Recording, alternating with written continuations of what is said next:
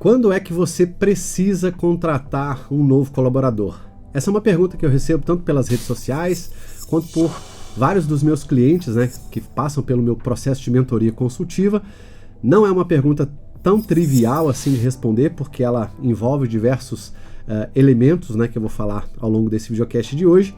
E eu trouxe aqui a minha abordagem, né, pelo fato de eu prestar mentoria consultiva para diversos empresários de mercados diferentes, pessoas que produzem produto, pessoas que revendem produtos físicos, pessoas que vendem serviços, pessoas que têm e-commerce, pessoas que trabalham no modelo One Person Business ou Lifestyle Business, que é o meu modelo de negócio. Enfim, independente do seu modelo de negócio ou até variando, né, conforme o seu modelo de negócio, os momentos de contratação vão mudar e o formato de pensamento, né, de aplicação para que você decida se é ou não a hora de você contratar também vai variar. Vamos lá. A primeira coisa que você tem que pensar é, não existe uma atividade ou algo que você especificamente precise pensar para que você consiga somente tentar delegar essa atividade ou um conjunto de atividades para o colaborador e simplesmente dessa forma necessariamente fazer a delegação e querer contratar alguém. Não pense dessa forma, porque essa forma é a forma mais simplista, né? Ou seja, preciso de alguém, estou apertado ali, estou precisando de alguém para fazer algumas coisas específicas para mim, vou lá e contrato. Essa não é uma decisão tão inteligente assim, é uma decisão muito simplista e que pode fazer com que você cometa erros. Primeira coisa que a gente tem que pensar é, olhando, né, o momento, né, ou a fase que a sua empresa está, se a sua empresa está no início, você vai precisar de algumas coisas específicas para uma empresa que está no início. Início que eu chamo é nos 3 a 5 primeiros anos. Se a sua empresa está num período entre 5 a 10 ou de 10 a 15 anos de existência, você está numa outra fase, você precisa de outras coisas, você já exercitou uma série de coisas. Se você já é uma empresa mais robusta, um pouco maior, que conseguiu crescer e por conta desse crescimento está numa fase diferente dessas duas, tanto no início quanto numa fase intermediária, né? E eu já fiz vários vídeos falando aí sobre as diversas fases que uma empresa passa, geralmente são de 6 a 7 fases aí. Se você está em fases diferentes a essa, muito provavelmente você vai precisar de coisas diferentes. Mas a primeiríssima coisa, anota aí, pega um papel e lápis ou papel e caneta para você anotar.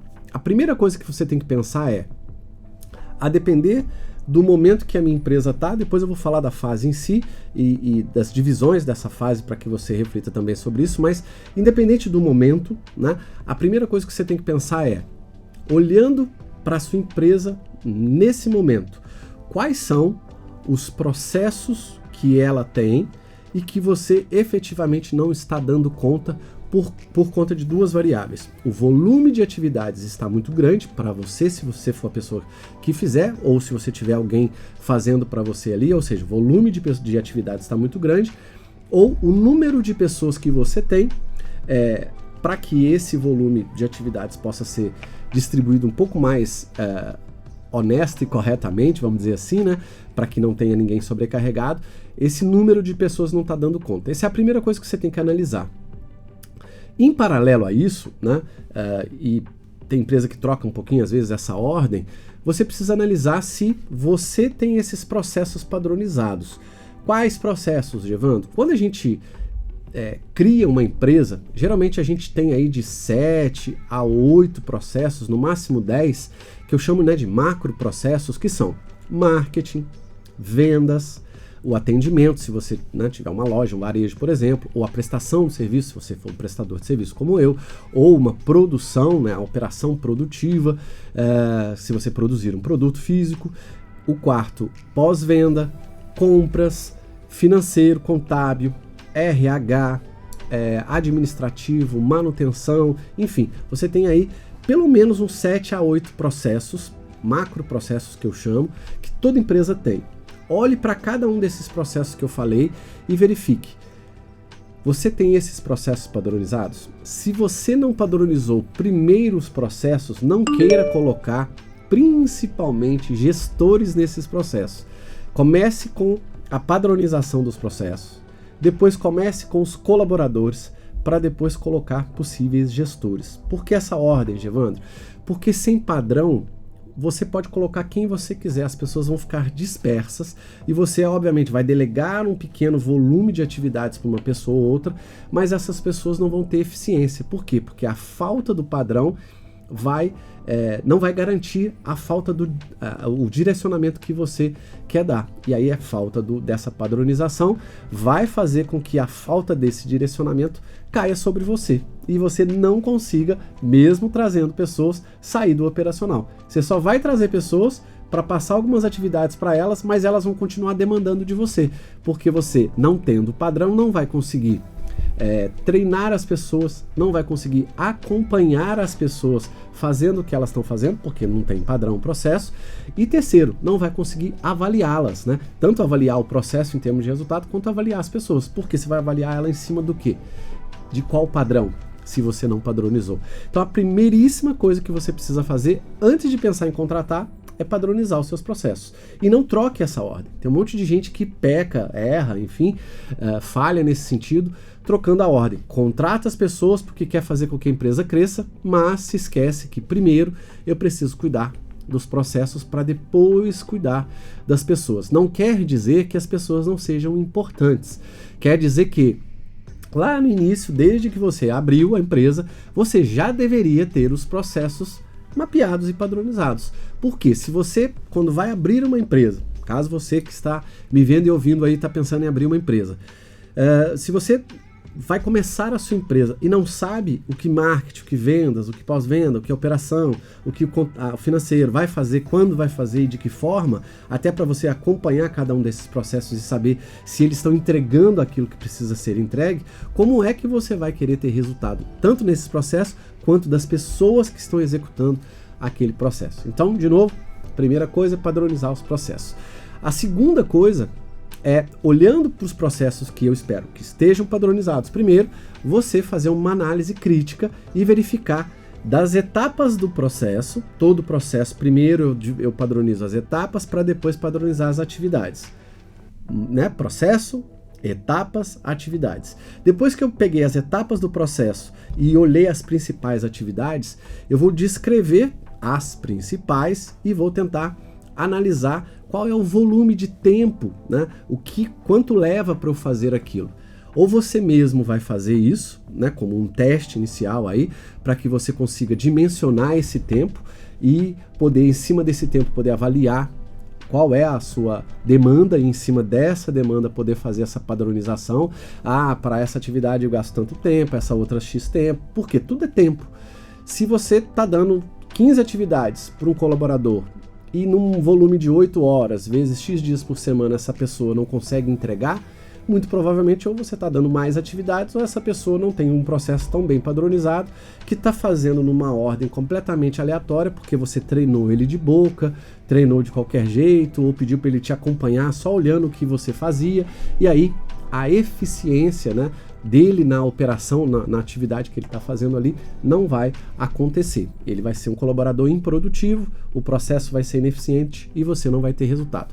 Tome muito cuidado com isso. Então a segunda coisa que você precisa fazer é olhar para as etapas do processo que você padronizou, pegar as principais atividades e desenhar, né, dar uma estimada ali no tempo, se você puder até marcar esse tempo aí, literalmente com cronômetro, ou dar uma estimada com as pessoas que estão fazendo, isso aqui eu gasto X horas, aquela ali tantos minutos, isso aqui eu faço 2 vezes por semana, então multiplica por 2 e dimensionar o dia e a semana das pessoas, para que você saiba quem precisa fazer o que quando.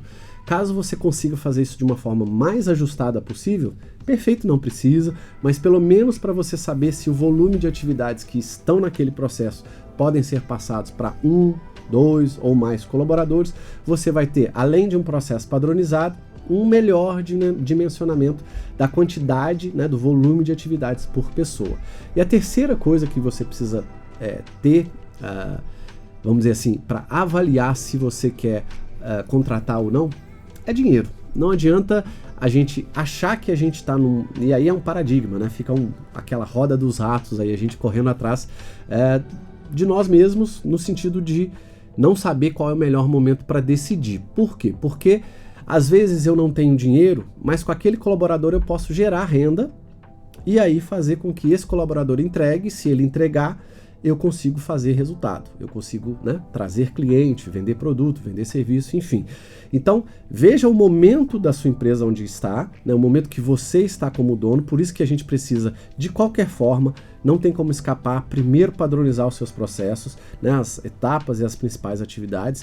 Você com os processos padronizados, caso você não tenha dinheiro, ou mesmo que você não tenha a grana que você precisa para contratar o número de pessoas que seria talvez até ideal para o seu negócio, você vai conseguir, mesmo sem dinheiro, fazer uma análise um pouco mais criteriosa. Se eu trouxer uma pessoa para fazer 1, 2, 3, 4x, essa pessoa ou essas pessoas executando essas atividades no tempo que está estimado, com o processo que eu dimensionei, que eu padronizei, eu consigo me retirar para talvez investir um pouco mais de tempo, ou junto com essa pessoa, em vender mais, em fazer um melhor marketing, em fazer um melhor pós-venda e com isso gerar cliente?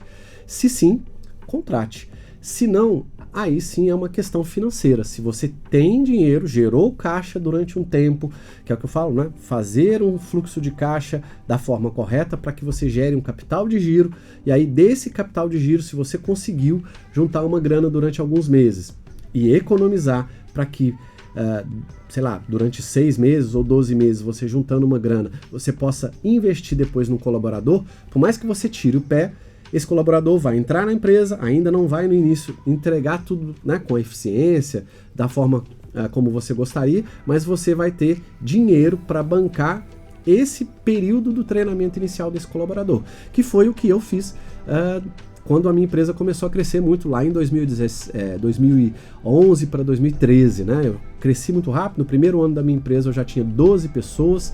E como é que eu consegui crescer tão rápido no primeiro ano, sendo uma empresa prestadora de serviço? Naquela época era só consultoria para multinacionais, para empresas muito grandes, projetos muito grandes.